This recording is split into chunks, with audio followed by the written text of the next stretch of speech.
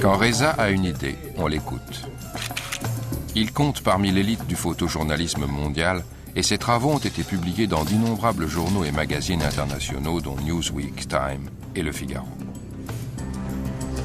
Depuis 1991, Reza a réalisé 13 reportages pour le National Geographic Magazine, dont 4 ont fait la couverture. Ce soir, certaines de ces images les plus mémorables d'Afghanistan seront vendues aux enchères.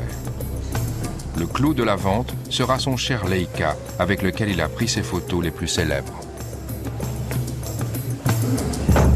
Adjugé Madame Monvert, 5e rang dans la ligne. J'adjuge. 1600 €. Mais qu'est-ce qui a pu pousser un des plus grands photographes du monde à vendre son appareil préféré? La réponse se trouve à des milliers de kilomètres de Paris, en Afghanistan.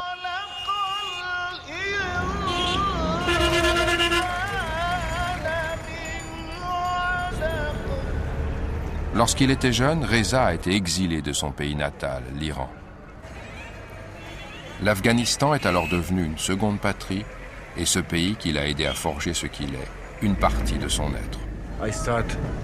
J'ai commencé comme photographe professionnel en 1979 et la même année, la Russie a envahi l'Afghanistan.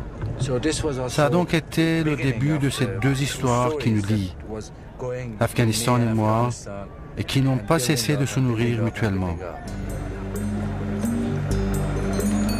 Pendant plus de 20 ans, il a choisi de montrer ce qui se passe quand des vies innocentes sont confrontées à la guerre et de donner la parole à tous ceux qui souffrent. Aujourd'hui, il sillonne les rues de Kaboul et il y a fait la connaissance de 2 fillettes de 7 ans qui ramassent des ordures pour se chauffer. Il veut raconter leur histoire. Les gens heureux n'ont pas d'histoire.